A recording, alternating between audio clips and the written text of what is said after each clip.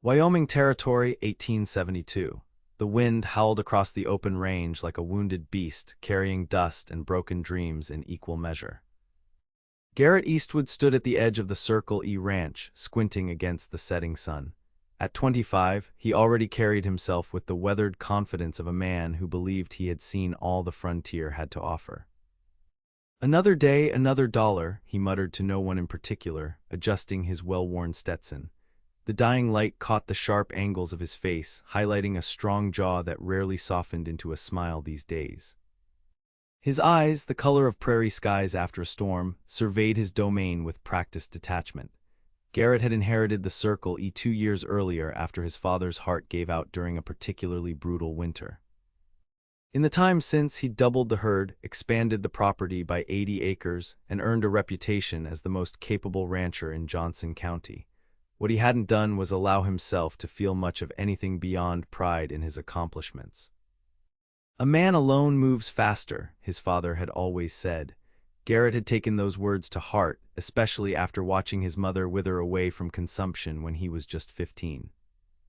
Love was a liability on the frontier, a distraction that could get you killed when survival demanded your full attention.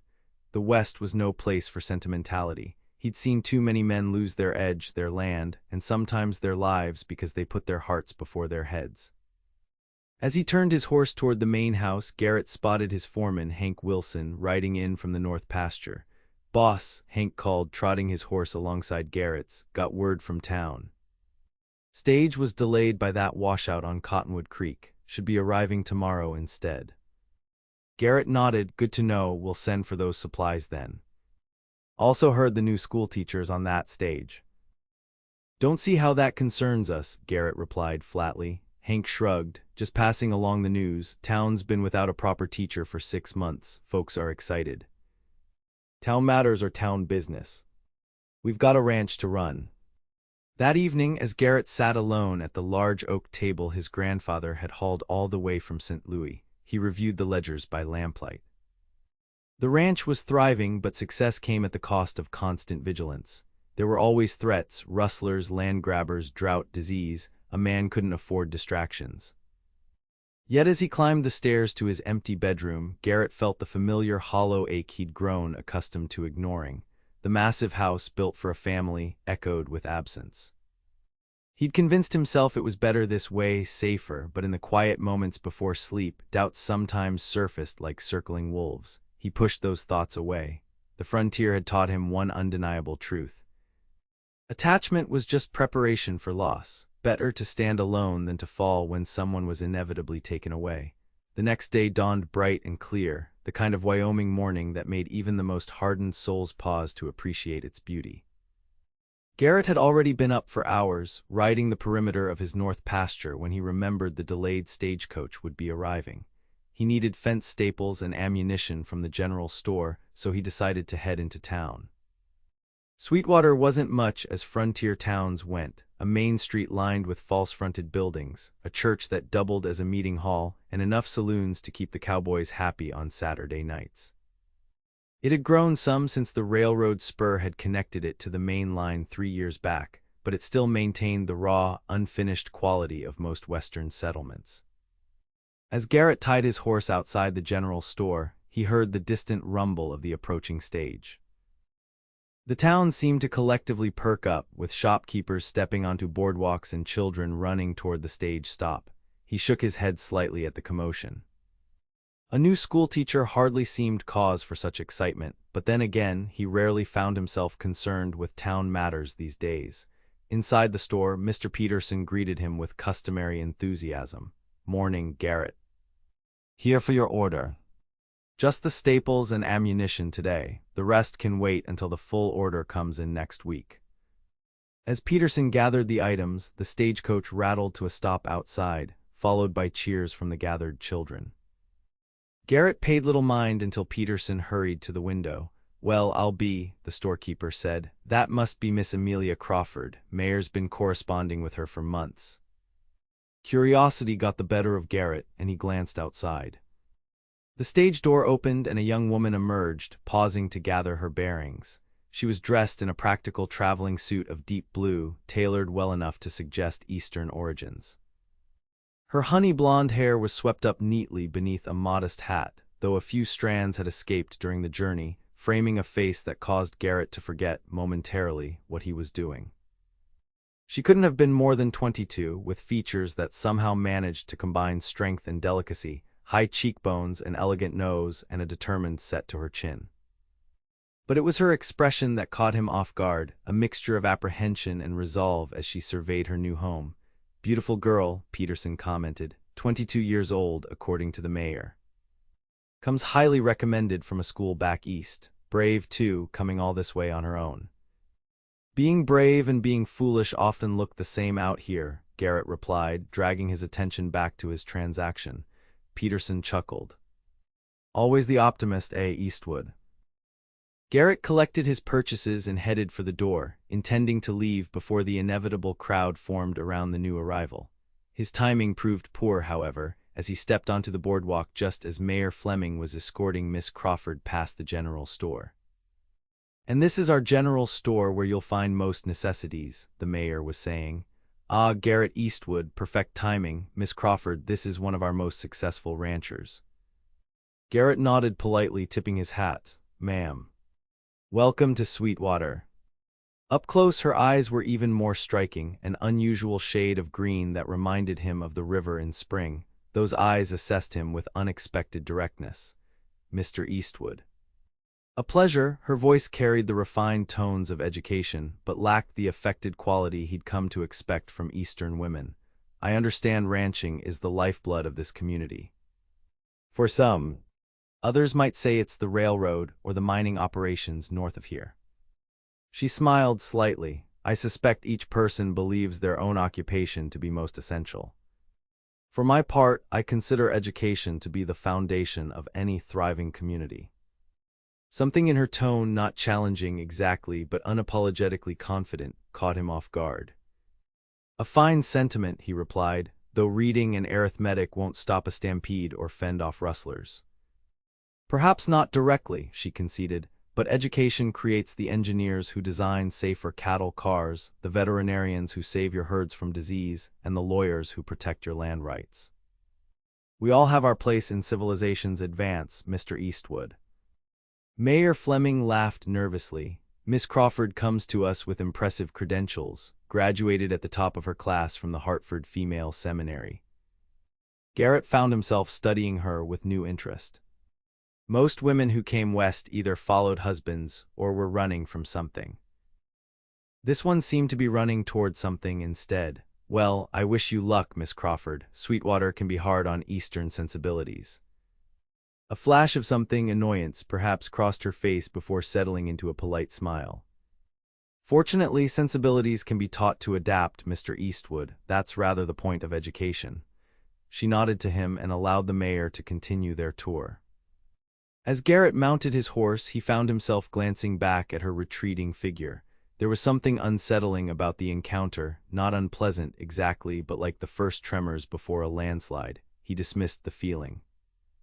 Schoolteachers came and went in frontier towns. Most lasted a season or two before the isolation or hardship sent them back east. Still, as he rode back to the Circle E, her words kept playing in his mind. Sensibilities can be taught to adapt. There was a challenge in those words that he couldn't quite shake. 2 weeks passed before Garrett had reason to return to town. The spring roundup kept him and his men busy from dawn until dusk, with barely enough energy left to eat before collapsing into exhausted sleep. But when his cook Silas informed him they were running dangerously low on flour and coffee, Garrett decided to make the trip himself rather than send one of his hands. The truth was, he welcomed the change of scenery. The endless days of dust, cattle, and men's company had begun to wear on him, though he'd never admit as much to his crew. Sweetwater was busier than usual when he arrived, with wagons lining the main street and more activity than typical for a Wednesday. It wasn't until he noticed a hand-painted banner stretched across the front of the church that he remembered the schoolhouse dedication. The town had been working on the new building for months, converting an abandoned mercantile into proper classrooms. According to Hank, who always seemed to know town gossip, Miss Crawford had rejected the mayor's offer of using the church basement and insisted on a dedicated space for learning. Garrett completed his business at the general store quickly, intending to avoid the festivities entirely, but as he loaded supplies into his wagon, a familiar voice called his name, Mr. Eastwood. "A moment, if you please." He turned to find Miss Crawford approaching, looking far more settled than she had 2 weeks prior. Her blonde hair was arranged more practically today, and she wore a simple but well-made dress of forest green that complemented her eyes. "Miss Crawford," he acknowledged with a nod, "appears you're settling in." "Indeed I am," she replied, her expression bright with purpose. "The dedication ceremony begins in an hour. I was hoping you might attend." He raised an eyebrow. "I'm not much for ceremonies, and I need to get these supplies back to the ranch." "Of course," she said, though her disappointment was evident. "It's just that several ranching families will be there, and I'm trying to understand the community's needs." "Your perspective would be valuable." Something about her earnestness gave him pause. What perspective might that be? "On education for ranch children," she explained.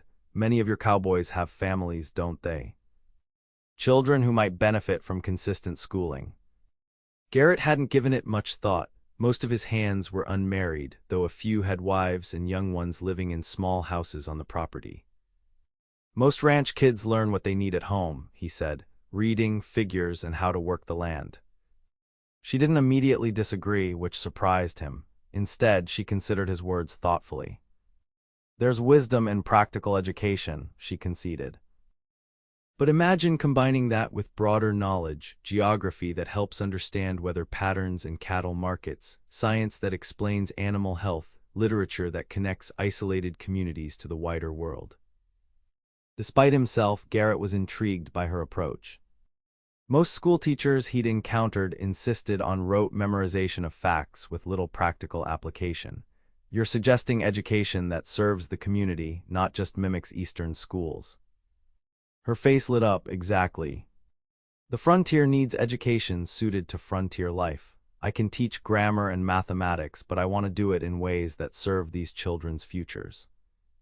For the first time since their meeting, Garrett felt his preconceptions shift slightly. "That's not what I expected." "I find most worthwhile things rarely are what we expect, Mr. Eastwood." She smiled, and the genuine warmth of it caught him unprepared. "The ceremony won't last more than an hour. Your supplies will wait." Perhaps it was curiosity, or perhaps it was simply the novelty of conversation with someone outside his usual circle, but Garrett found himself nodding. "1 hour," he agreed. "Then I need to head back." The schoolhouse dedication was a simple affair by Eastern standards, but for Sweetwater, it represented a significant milestone. Mayor Fleming made a predictably long-winded speech about progress and civilization, followed by Reverend Michaels blessing the building. The crowd, nearly the entire town plus outlying homesteaders, listened with varying degrees of patience. When Miss Crawford finally rose to speak, Garrett noticed the crowd's attention sharpen. She stood before them without apparent nervousness, her posture straight and her voice clear. "I want to thank you all for this beautiful schoolhouse and for the warm welcome you've shown me," she began. "I came west because I believe education is not a luxury but a necessity, especially in communities building the future of our nation." She went on to outline her vision for the school: practical lessons that honored frontier life while expanding horizons, flexible schedules that accommodated seasonal ranch work, and special arrangements for adults wanting to further their education. "My door will be open to any who wish to learn, regardless of age, background, or previous schooling," she concluded. "Knowledge belongs to everyone, and it is my privilege to share it with Sweetwater." The applause was enthusiastic, and Garrett found himself joining in despite his usual reserve. There was something compelling about her vision, practical yet ambitious, respectful of frontier realities while refusing to be limited by them. As the ceremony concluded and people moved toward tables laden with food prepared by the town's women, Garrett prepared to take his leave. He'd stayed the promised hour. Leaving so soon, Miss Crawford appeared at his elbow, offering a plate with a slice of apple pie. "I've got a ranch to run," he replied, though he accepted the pie. "Of course." She glanced toward his wagon. "That's quite a lot of supplies for one trip." "Running low on essentials, been a busy spring." She nodded. Mr. Peterson mentioned you lost your cook's helper last month. He hasn't been replaced. Garrett was surprised she knew such details. Good help's hard to find. Most drifters aren't worth the trouble. Perhaps she seemed to consider something. I have a student, Jimmy Carter. He's 16, very responsible. His family's struggling since his father's accident at the sawmill. He's looking for work after school hours and weekends. Garrett took a bite of pie to avoid answering immediately. It was good, sweet, with a hint of cinnamon. A town boy wouldn't last a week on a ranch. Jimmy grew up on a farm in Missouri before his family moved here. He knows his way around animals and hard work. She met his gaze steadily. He needs the opportunity, Mr. Eastwood, and from what I hear, you could use the help. He found himself unexpectedly cornered by her logic and direct approach. Send him out tomorrow after school. I'll give him a trial, but I make no promises. Her smile was like sunrise breaking over the mountains, sudden and transformative. That's all I ask. Thank you. As he drove his wagon back to the Circle E, Garrett couldn't quite understand why he'd agreed. He typically avoided entanglements with town matters, yet here he was, expecting a schoolboy tomorrow. More confusing was the lingering impression of Miss Crawford's smile and the unusual satisfaction he felt at being its cause. Getting soft, he muttered to himself as the ranch came into view. But there was a lightness to his mood that had been absent for longer than he cared to admit. Jimmy Carter proved to be exactly as advertised, hardworking, quick to learn, and respectful. Within 2 weeks, Silas declared the boy worth his salt in the kitchen, high praise from the cantankerous cook. Jimmy rode out to the ranch after school 4 days a week and spent Saturdays helping wherever needed. What Garrett hadn't anticipated was that the boy's presence would create a tenuous but persistent connection to town, and specifically to Miss Crawford. Jimmy often carried messages between them regarding his schedule and occasionally brought items from town at Miss Crawford's suggestion. A newspaper Garrett might find interesting, herbs from Mrs. Peterson's garden that Silas had mentioned wanting, once even a book on cattle breeding techniques the schoolteacher had ordered specially. 3 weeks after the schoolhouse dedication, Garrett found himself in town again, this time to meet with the banker about expanding his herd. As he passed the schoolhouse, he heard children's voices raised in a geography lesson. Almost without conscious decision, he slowed his pace.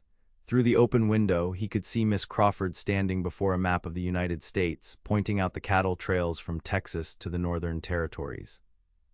Her explanation included details about weather patterns, river crossings, and the economics of the beef industry, all delivered with an enthusiasm that had her students leaning forward in their seats. Garrett stood listening far longer than he intended, impressed despite himself at the practical knowledge she was imparting. This was no dry recitation of state capitals, but education that would serve these children in their Western lives. He was about to continue toward the bank when the school door opened and Miss Crawford emerged, looking momentarily startled to find him there. "Mr. Eastwood," she said, recovering quickly. "What a pleasant surprise." "I was passing by," he explained, feeling oddly like a schoolboy caught eavesdropping. "Your lesson on cattle drives caught my attention. I hope I got the details right. I've been reading everything I can find on ranching, but first-hand knowledge is always superior." An idea occurred to him before he could properly consider it. If your students would benefit from seeing a working ranch, the Circle E could accommodate a visit. Her eyes widened slightly. "Are you offering to host a field excursion?" "If you think it would be educational," he said, already wondering at his own impulse. "It would be extraordinary," she replied, her enthusiasm evident. "The children have been studying agriculture and animal husbandry, but most have never seen a large-scale operation." "Next Friday, then, I can send wagons for transport." "That would be perfect. I'll send notes home with the children today." She studied him with curious eyes. "This is very generous of you, Mr. Eastwood. Jimmy speaks highly of your operation, but I didn't expect such an invitation." Garrett found himself uncharacteristically flustered by her direct gaze. "Education that serves frontier needs, wasn't that your philosophy? Can't think of anything more necessary than understanding where food comes from." She smiled that transformative smile again. "I couldn't agree more. As he walked away, Garrett wondered what had possessed him to invite 20 schoolchildren to disrupt his carefully ordered ranch. But the image of Miss Crawford's delighted expression lingered, creating an unfamiliar warmth that he didn't entirely wish to extinguish. The school visit to Circle E became the talk of Sweetwater. Children returned home bursting with stories about calves being born, cowboys demonstrating roping techniques, and the magnificent main house with its library of books. What most people found remarkable, however, was Garrett Eastwood himself, traditionally aloof and business-focused, personally leading tour and answering endless questions with unexpected patience. For Garrett, the day had been exhausting but strangely satisfying. Watching Miss Crawford guide her students through prepared questions, her genuine interest in ranch operations evident, had awakened something long dormant in his perspective of his own life's work. Through her eyes and those of the children, he briefly saw the Circle E not just as a business to be maintained, but as something magnificent, a small civilization carved from wilderness through determination and knowledge. Most surprising was his reaction to Miss Crawford herself. Away from town, she seemed to relax into a less formal version of herself, laughing openly when a calf tried to nurse her skirt, asking insightful questions about breeding practices, and revealing an unexpected knowledge of native plants and their uses. "My father was a doctor," she explained as they watched the children examining the garden where Silas grew herbs and vegetables. "He believed in both traditional medicine and learning from native traditions. He taught me to recognize healing plants from a young age." "Is that why you became a teacher instead of following medicine?" Garrett asked, finding himself genuinely curious about her path.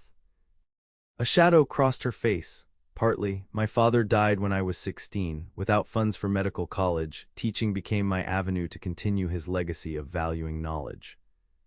"He'd be proud of what you're building here," Garrett said, surprising himself with the personal observation. Her smile held a tinge of sadness. "I hope so." He believed education was the great equalizer, that knowledge could transcend circumstances of birth or fortune. "A noble philosophy. But not one you share," she asked perceptively. Garrett considered his answer carefully. "Out here, knowledge without practical application doesn't count for much, but I'm beginning to see the value in your approach, combining the two." As the wagons loaded with tired, happy children prepared to depart, Miss Crawford approached Garrett one final time. "Thank you for today, it was more valuable than you know." The children seemed to enjoy themselves. "It wasn't just educational for them," she said. "I learned a great deal as well." Something in her tone made him look at her more closely.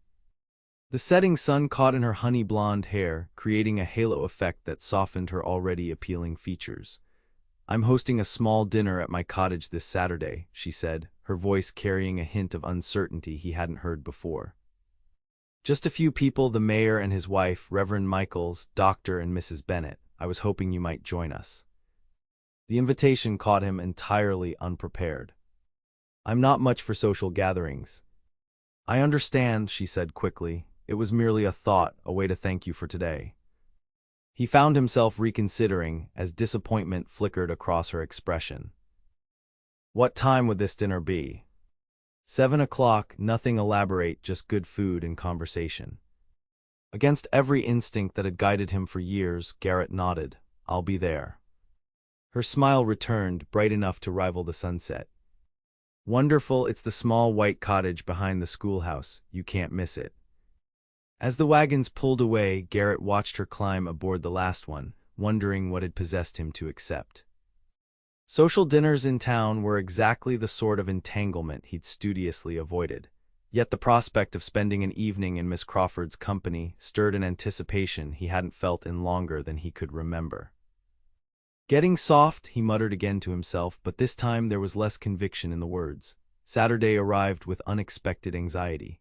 Garrett spent more time than he'd care to admit selecting his attire, finally settling on his best black suit, reserved for rare trips to Cheyenne or Denver. He even trimmed his usually neglected beard and applied pomade to tame his unruly brown hair. Hank raised an eyebrow when Garrett emerged from the house dressed for town. "Hot date, boss." "Dinner with the mayor," Garrett replied curtly, not mentioning who else would be attending. "Must be important business to have you looking so fancy," Hank observed with poorly concealed amusement. Garrett ignored the comment and mounted his horse, acutely aware that the entire bunkhouse would be speculating about his evening before he was halfway to town. Miss Crawford's cottage was exactly as she described, a small white structure tucked behind the schoolhouse. Light glowed warmly from the windows, and he could hear conversation and laughter as he approached. For a moment, he considered turning around. These sorts of gatherings inevitably led to expectations of continued social engagement, precisely the complication he'd avoided for years. Before he could retreat, the door opened, and there stood Amelia Crawford. She wore a dress of deep burgundy, simpler than what the town ladies typically chose for dinner parties but elegantly tailored to complement her figure. Her hair was arranged in a looser style than she wore for teaching, with soft curls framing her face. "Mr. Eastwood," she said, genuine pleasure in her voice, "I'm so glad you came." Any thought of retreat vanished. "Miss Crawford, thank you for the invitation. Please call me Amelia. We needn't stand on such formality outside school hours." The request, delivered with a warm smile, created an immediate sense of intimacy that both unsettled and pleased him. "Garrett, then," he offered in return, following her inside. The cottage's interior reflected its occupant, modest but thoughtfully arranged, with bookshelves lining one wall and simple but beautiful furnishings. Mayor Fleming and his wife were already seated in the small parlor, along with Reverend Michaels and Dr. Bennett and his wife, Mr. Eastwood. "What a pleasant surprise," Mrs. Fleming exclaimed, making no effort to hide her curiosity at his presence. The evening progressed more pleasantly than Garrett had anticipated. Amelia proved to be an attentive hostess, guiding conversation away from town gossip toward more substantial topics: the railroad's impact on Western development, recent scientific advancements, and literature. The dinner itself was simple but delicious: roast chicken, fresh vegetables, and an apple pie that rivaled the one he'd tasted at the schoolhouse dedication. What surprised him most, however, was Amelia herself. Away from her professional role, she revealed a quick wit and genuine intellectual curiosity that he found increasingly engaging. She listened intently when others spoke, asked thoughtful questions, and offered observations that demonstrated both intelligence and compassion. "Miss Crawford was just telling us about her plans for adult education evenings," Dr. Bennett said as they enjoyed coffee after dinner. "Quite progressive for a frontier town. Many here never had the opportunity for formal schooling," Amelia explained, "yet they've built successful lives through determination and practical intelligence. I merely want to offer tools to enhance what they've already accomplished." "A commendable goal," Garrett found himself saying, "though I wonder how many working men and women will have time for schooling." Instead of taking offense, Amelia nodded thoughtfully. "A valid concern. That's why I'm proposing one evening weekly during winter months when ranch work slows, with practical focuses, improved record-keeping for businesses, letter writing for those with family back east, even basic medical knowledge that might save lives when the doctor can't be reached immediately." "Doctor." Bennett raised his cup in acknowledgement. "That last one has my full support. Simple knowledge of wound cleaning or fever management could prevent many tragedies." "What do you think, Mr. Eastwood?" Mayor Fleming asked. "Would your ranch hands benefit from such opportunities?" Garrett considered the question seriously. "Several of my men can barely write their names, others send money home but can't write to their families. If the scheduling respected their work demands, I could see value in it." "Would you allow them time to attend?" Amelia asked directly. "I would," he replied, surprised at his own certainty. "Knowledge that serves practical purposes makes for better workers and more satisfied men." Amelia's eyes met his with unmistakable approval, creating a warmth in his chest that had nothing to do with the excellent meal or the fire crackling in the hearth. As the evening wound down, the other guests departed, leaving Garrett lingering awkwardly at the door, reluctant to end the evening but unsure of the protocol for remaining. "Thank you for coming," Amelia said, standing close enough that he could detect the light floral scent of her perfume. "I wasn't certain you would." "Neither was I," he admitted honestly. "I'm not accustomed to social gatherings." "Yet you conducted yourself admirably. The mayor's wife is already plotting to secure you for her next dinner party." Garrett grimaced, drawing a musical laugh from Amelia. "Don't worry," she assured him. I won't give her false hope about your social availability. I enjoyed this evening, he said, surprising himself with the admission. Your conversation is refreshing. High praise indeed, she teased gently. Perhaps you might consider future invitations less burdensome. The question held more significance than its light tone suggested, and they both knew it. Garrett found himself at a crossroads, retreat to his carefully maintained isolation, or step tentatively toward something he denied himself for years. I would consider them favorably, he finally said, watching her expression brighten, particularly if they involve your company. The boldness of his statement hung between them, impossible to misinterpret. Amelia's cheeks colored slightly, but she didn't look away. Then I shall have to ensure my invitations include that particular enticement, she replied, her voice softer but equally direct. As Garrett rode back to the Circle E under a canopy of stars, he found himself in unfamiliar emotional territory. The evening replayed in his mind, not just Amelia's beauty or charm, but the way her mind worked, her compassion for the community, her practical approach to idealistic goals. For the first time in years, he felt the stirring of something he'd believed long dead, a connection that went beyond physical attraction to something deeper and more dangerous. A man alone moves faster, his father's voice echoed in his memory. But tonight, for the first time, Garrett wondered if moving fast was worth the cost of moving alone. The weeks that followed saw a gradual but unmistakable shift in Garrett's routine.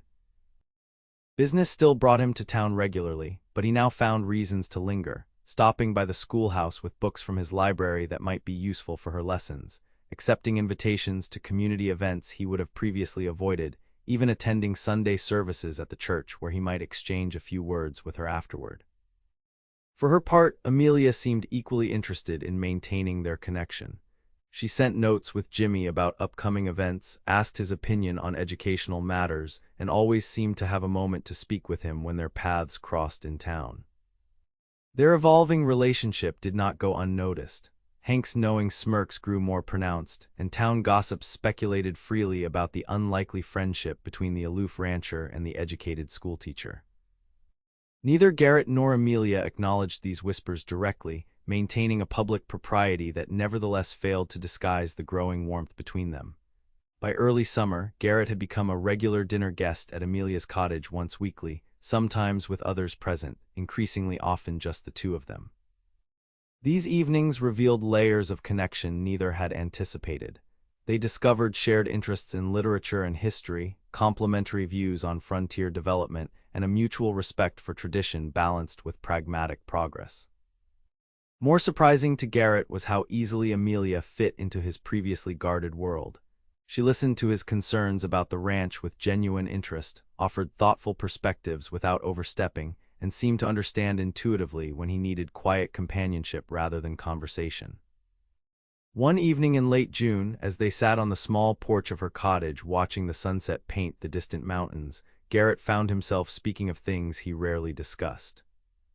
My mother loved evenings like this, he said, the memory surfacing unexpectedly. She would sit on our porch in Colorado and say the sunset was God's way of reminding us that beauty exists even in harsh places. Amelia's hand found his, a gentle pressure that invited but didn't demand further sharing. She was too refined for frontier life, he continued. My father brought her west with promises of adventure, but the reality broke her spirit long before the consumption took her body. Yet she found moments of beauty, Amelia observed softly. That speaks to remarkable strength. I never thought of it that way, Garrett admitted. I only saw her suffering, her longing for the life she'd left behind.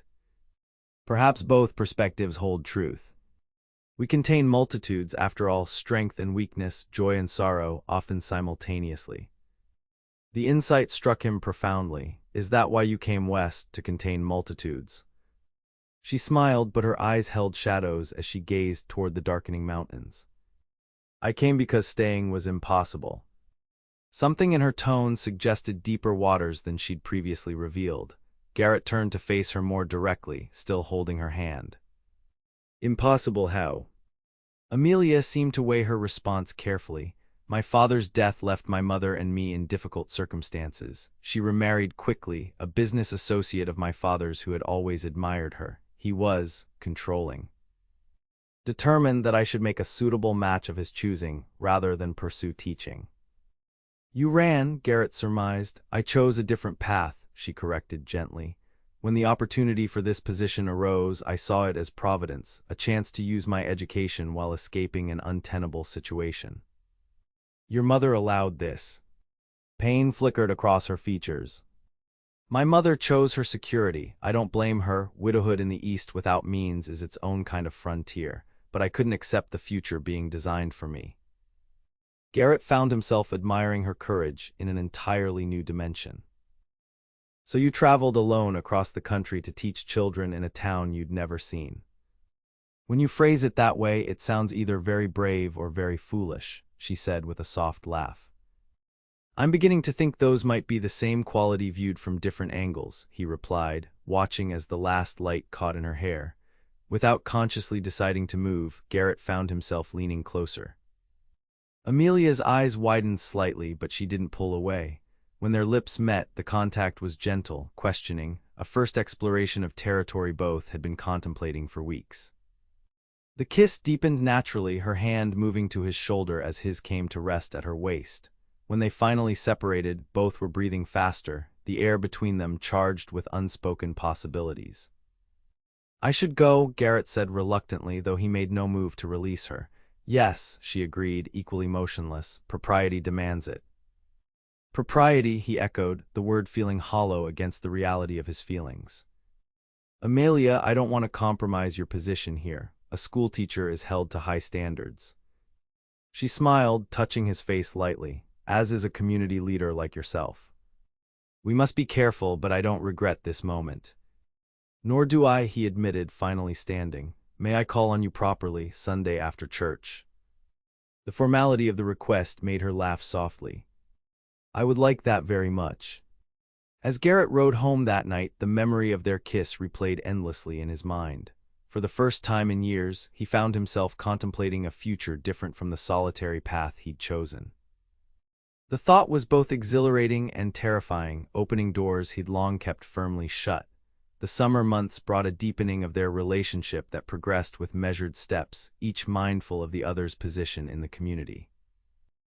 Garrett called on Amelia regularly, escorted her to town functions, and brought her to the Circle E for Sunday dinners. By August, their courtship was acknowledged throughout Sweetwater, generally with approval, though a few disappointed young men and hopeful mothers expressed private disappointment.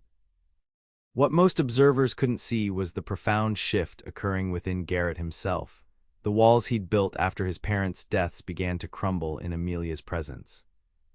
Her combination of strength and gentleness, practical wisdom and idealism, challenged his long-held belief that love was incompatible with frontier survival. You've changed, Hank observed one evening as they finished the day's work. Never thought I'd see the day Garrett Eastwood would be whistling while mending fence. Garrett couldn't deny the observation. Is that a problem? Hell no, Hank grinned. Makes you a damn sight easier to work for. Miss Crawford's good medicine. The assessment was accurate, if simplistic. Amelia had awakened something in him that went beyond romantic attachment, a renewed engagement with life itself, a willingness to see possibilities rather than just threats. He found himself making improvements to the ranch house, expanding the garden, even considering building a proper schoolroom for the children of his workers. For Amelia, the relationship provided not just companionship, but a sense of belonging she'd never fully experienced. Her academic achievements had always set her apart, and her decision to come west had been born partly of necessity. With Garrett, she found someone who valued both her intelligence and her femininity, who respected her independence while offering partnership. They were sitting together on the Circle E's wide porch one Sunday afternoon in late August when Amelia received news that would test their newfound happiness. Jimmy Carter rode up in a cloud of dust, his young face serious as he handed Amelia a telegram. This came for you, Miss Crawford. Station master said it might be important. She opened it with a slight frown which deepened as she read the contents. Garrett watched her face pale. What is it? He asked quietly once Jimmy had ridden away. My mother, she said, her voice unsteady. She's gravely ill, pneumonia. My stepfather requests my immediate return. Garrett felt a cold knot form in his stomach. To stay. The telegram doesn't specify, but knowing Frederick, that would be his preference. She looked up, conflict evident in her eyes. I must go to her, Garrett. Whatever our differences, she's my mother. Of course you must, he agreed, though dread was already building. When will you leave? The eastbound train passes tomorrow morning. I'll need to arrange for a substitute teacher. Her practical mind was already working through logistics even as emotion threatened to overwhelm her. Garrett took her hand firmly. We'll manage those details. How long will you be gone? I don't know, she admitted. It depends on her condition, on what she needs. The unspoken question hung between them. Would she return at all? Eastern comfort and security versus frontier hardship and uncertainty, it was the choice that had broken his mother's spirit. I'll escort you to the station, he said, pushing away the fear that gripped him. And I'll be waiting when you return. She searched his face. Garrett, I can't promise when that will be. I'm not asking for promises, he replied, though his heart cried out for exactly that. I'm just telling you I'll be here. The next morning dawned gray and threatening rain, fitting weather for the heaviness in Garrett's heart as he drove Amelia to the station. They had spent the previous evening making arrangements. Mayor Fleming's wife would temporarily take over the school. Amelia's cottage would remain hers with rent paid through the year. Her few valuable possessions would be stored at the Circle E for safekeeping. What remained unresolved was the future of their relationship. Neither had spoken of love directly, though it hung in every glance, every touch, every careful plan. The possibility that she might not return remained unvoiced but acutely present. As the train whistle sounded in the distance, Amelia turned to Garrett on the platform, her composure finally breaking. I don't want to leave, she whispered, tears gathering in her green eyes. Then come back, he said simply, drawing her into his arms regardless of who might be watching. Come back to Sweetwater, come back to me. My mother may need me. I understand duty, he assured her. Take care of her, stay as long as necessary, but know that you have a place here, not just a position, but a home. The train pulled into the station with a screech of brakes and billowing steam. Passengers began disembarking while the conductor called for boarding. I should go, Amelia said, reluctantly pulling away. Garrett reached into his pocket and pressed something into her hand, a small silver locket on a delicate chain. This was my mother's, I want you to have it. She opened it to find a tiny photograph of the Circle E ranch house inside. Garrett. To remind you, he said softly. As the final boarding call sounded, Amelia made a decision. Rising on tiptoe, she kissed him publicly, properly, consequences be damned. I love you, she said clearly. Remember that whatever happens. Before he could respond, she was boarding the train, disappearing into the passenger car. As the train pulled away, Garrett stood motionless on the platform, the words he should have spoken frozen in his throat. The weeks following Amelia's departure were the longest of Garrett's life. Each day brought the hope of a letter. Each passing day without word deepened his fear that she wouldn't return. September gave way to October, bringing the first frost and the beginning of cattle drives to market. When a letter finally arrived in mid-October, Garrett nearly tore it in his haste to open it. My dearest Garrett, it began in Amelia's precise handwriting. I pray this finds you well. Mother's health improves slowly but steadily. The pneumonia has passed, though she remains weak. I expect to stay through the month to ensure her recovery continues. Frederick has made his position clear. He believes I should remain in Hartford permanently. He has arranged introductions to eligible gentlemen and secured a teaching position at a prestigious ladies' academy. He presents these as opportunities I would be foolish to reject. What he cannot understand is that my heart remains in Wyoming. The comforts of Eastern life seem hollow compared to the purpose and connection I found in Sweetwater. Most importantly, they contain no trace of you. I think daily of our last moments together and the words we exchanged. They sustain me through difficult conversations and moments of doubt. I carry your locket always, a tangible reminder of where I truly belong. With deepest affection, Amelia.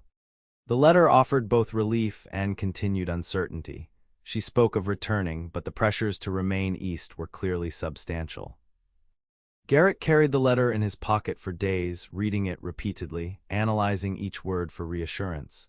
2 more letters arrived in the following weeks, each affectionate but increasingly troubled. Her mother had improved enough that Amelia's presence was no longer medically necessary, but emotional manipulation had replaced medical necessity. Her mother's tears, her stepfather's disapproval, the social expectations of her former circle.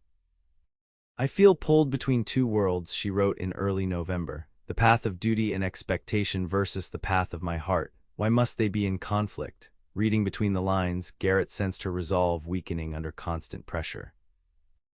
The thought of losing her to the very forces that had broken his mother, Eastern propriety and expectations incompatible with frontier life, filled him with a desperation he'd never experienced. One crisp morning in mid-November, as the first snow dusted the distant mountains, Garrett made a decision.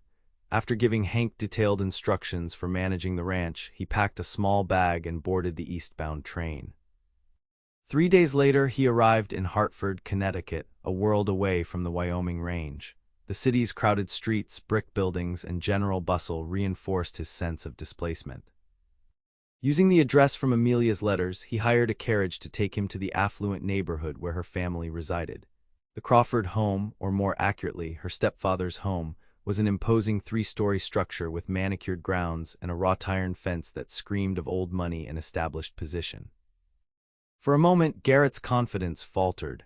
What could he offer to compete with this security and status? Then he remembered Amelia's words, "The comforts of Eastern life seem hollow compared to the purpose and connection I found in Sweetwater." With renewed determination, he approached the front door and knocked. A uniformed housemaid answered, her expression shifting from professional politeness to surprise as she took in his Western attire. "I'm here to see Miss Amelia Crawford," he stated firmly. "Miss Crawford is not receiving visitors today," the maid replied with practiced detachment. "If you would like to leave your card." "Please tell her Garrett Eastwood from Wyoming is here," he interrupted. "I've traveled 3 days to see her." Something in his tone must have conveyed the gravity of his request, for the maid hesitated before nodding. "Wait here, please." The minutes stretched endlessly as Garrett stood in the November chill. Finally, the door reopened to reveal not the maid but Amelia herself, her face a study in shock and dawning joy. "Garrett," she whispered, as though afraid he might be an apparition. "How are you here?" "I couldn't wait any longer," he said simply. "I needed to see you." She glanced behind her nervously before stepping onto the porch and closing the door. "My stepfather is hosting business associates for lunch. If he finds you here—" "Let him," Garrett interrupted. "I'm not leaving without speaking to you properly." Amelia's eyes widened, but a smile played at her lips. "You're as stubborn as ever. And you're even more beautiful than I remembered." She blushed slightly, smoothing her fashionable Eastern dress, so different from her practical Wyoming attire, yet somehow wrong for the woman he'd come to love. "Walk with me," she suggested, descending the steps. "The garden behind the house offers some privacy." They walked in silence through a side gate to an elaborate garden, now dormant for winter but still meticulously maintained. When they reached a small stone bench partially sheltered by evergreen shrubs, Amelia turned to face him directly. "Why did you come, Garrett? Your letters never mentioned such a journey." "Because letters weren't enough," he replied honestly. "Because I was losing you to distance and doubt." "I never stopped thinking of you," she protested, "of Sweetwater, of our life there. Yet you're still here, weeks after your mother recovered." The observation held no accusation, only concern. "I needed to understand why." Amelia sighed, her breath visible in the cold air. "It's complicated. My mother's health improved, but her spirits remained low. She begs me daily to stay, claiming my departure would cause a relapse. Frederick has leveraged every social and professional connection to create opportunities that would be considered the pinnacle of success for a woman in my position." "And is that what you want?" Garrett asked quietly, "The pinnacle of Eastern success?" "No," she admitted, meeting his gaze directly, "but I'm torn by obligation, by the fear that I'm abandoning my mother as she believes." Garrett took her hands gently. "I understand family duty, Amelia. I would never ask you to turn your back on someone who truly needs you. But I need to know if your heart is still in Wyoming with me." He took a deep breath. "I love you, Amelia." I should have said it at the station, instead of watching you leave with those words unspoken. Tears gathered in her eyes. I've waited so long to hear you say that. I'm saying it now, and I mean it with everything I am. I love you. I want to build a life with you. If that means finding a way for your mother to be part of that life, we'll manage it. Garrett, she began, but was interrupted by a sharp voice from the garden entrance. Amelia. What is the meaning of this? A tall, distinguished man in his 50s approached, his expression thunderous. Behind him followed a frail woman who could only be Amelia's mother, her features echoing her daughter's but worn by illness and anxiety. Frederick, Amelia acknowledged, standing straighter. Mother, this is Garrett Eastwood from Sweetwater. The rancher, Frederick said with barely disguised disdain. I see, and what brings you all the way to Hartford, Mr. Eastwood? Garrett stood, meeting the older man's gaze without flinching. I think you know exactly why I'm here, sir. To disrupt our family and attempt to drag my stepdaughter back to that wilderness, no doubt. Frederick turned to Amelia. I thought we had settled this matter. The position at Miss Porter's school begins after New Year. The Aldersons are expecting you for dinner Saturday to meet their son. Nothing was settled, Amelia replied, her voice steady despite her obvious discomfort. I agreed only to consider the opportunities, while Mother recovered. Amelia, her mother interjected, her voice thin but emotional. You can't possibly be considering returning to that dreadful place, not when everything you've worked for is available here. Everything I've worked for? Amelia questioned gently. Mother, I went west to teach children who had no access to education. That work matters deeply to me. Teaching is available here, Frederick countered, with proper students, proper facilities, proper society. And proper control, Garrett added quietly. That's what this is really about, isn't it? In Sweetwater, Amelia has independence. Here, she would remain under your influence. Frederick's face darkened. You presume too much, Mr. Eastwood. My concern is for Amelia's welfare and professional advancement. My welfare, Amelia said firmly, moving to stand beside Garrett, includes my happiness, and my happiness is in Wyoming. Her mother gasped softly, pressing a handkerchief to her lips. You would choose that wasteland over your family, over everything familiar and civilized. I would choose the life I've built for myself, Amelia replied gently, a life with purpose, with community, with love. Love, Frederick scoffed. What does this rancher know of love? Has he offered marriage, security, position? Garrett met Amelia's eyes briefly before turning back to her stepfather.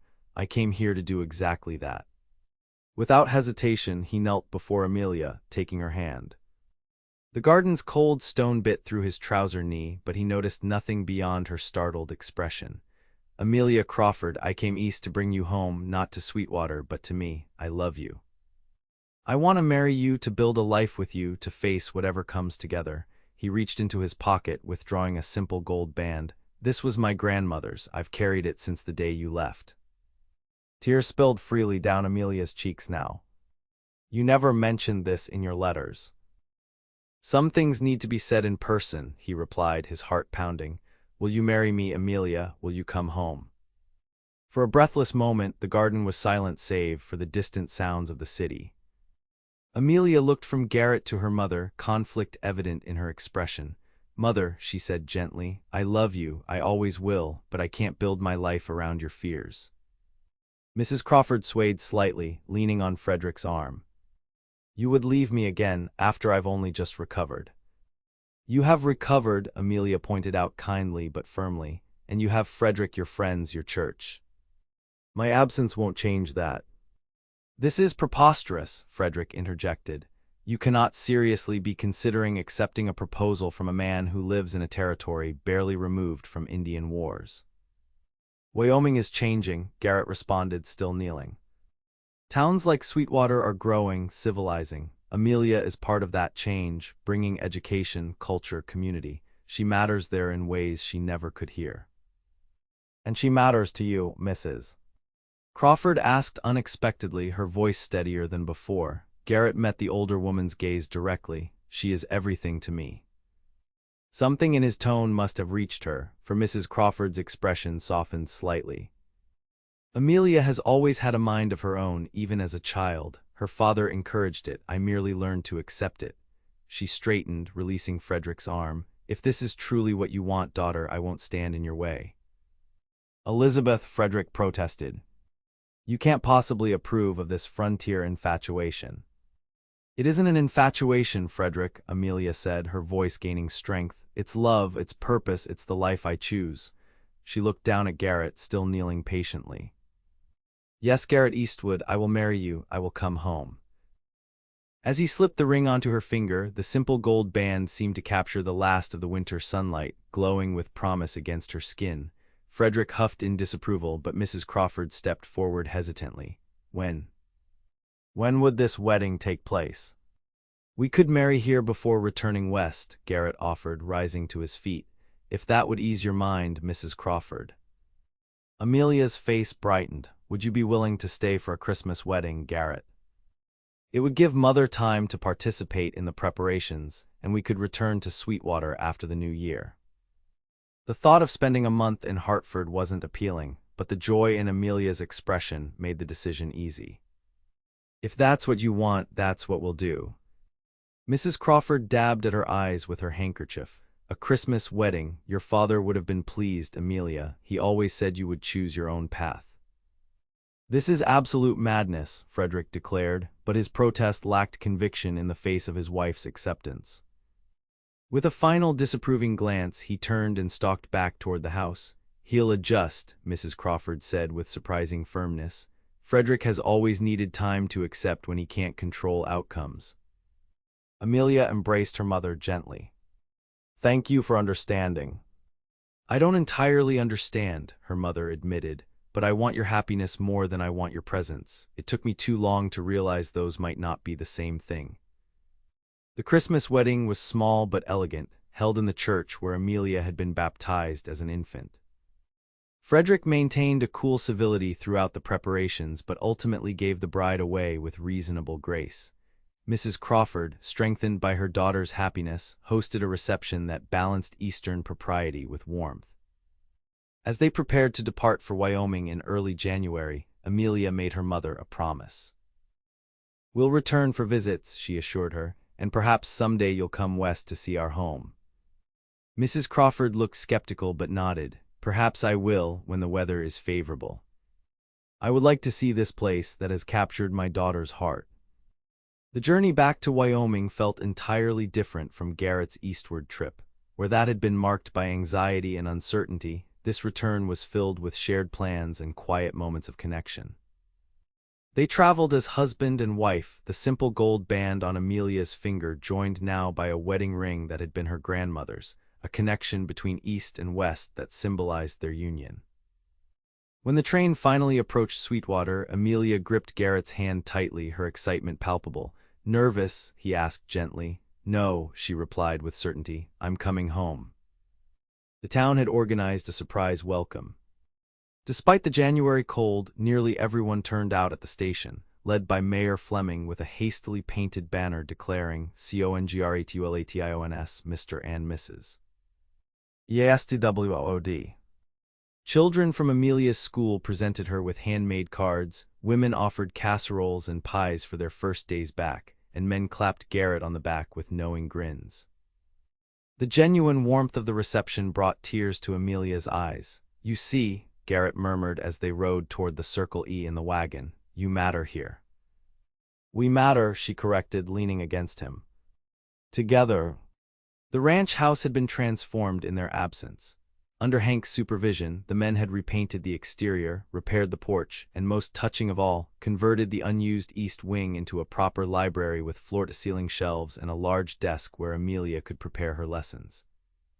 I thought you might teach here sometimes, Garrett explained as he showed her the space, for the ranch children or adults wanting to learn.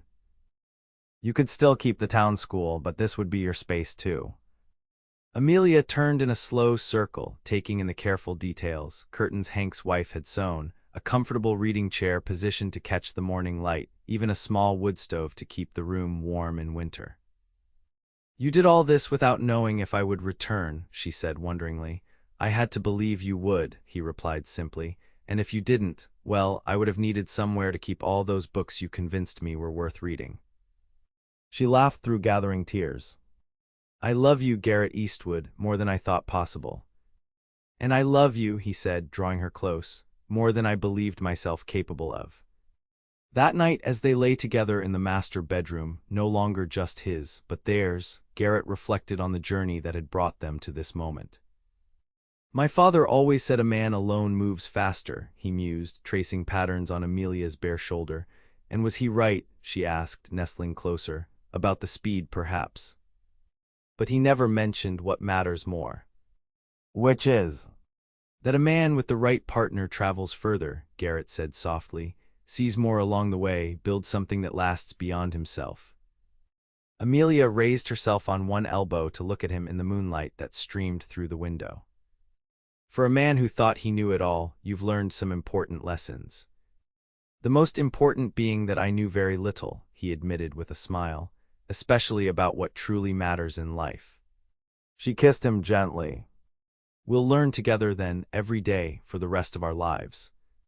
Outside, the Wyoming wind swept across the ranch that would soon welcome new life, cattle in the spring, crops in the summer, and in time, children who would inherit not just the land but the love that had transformed it from a mere holding into a true home. Garrett Eastwood, who had once believed that the frontier was no place for love, fell asleep with his wife in his arms, finally understanding that love was precisely what the frontier needed most, and what he had needed all along.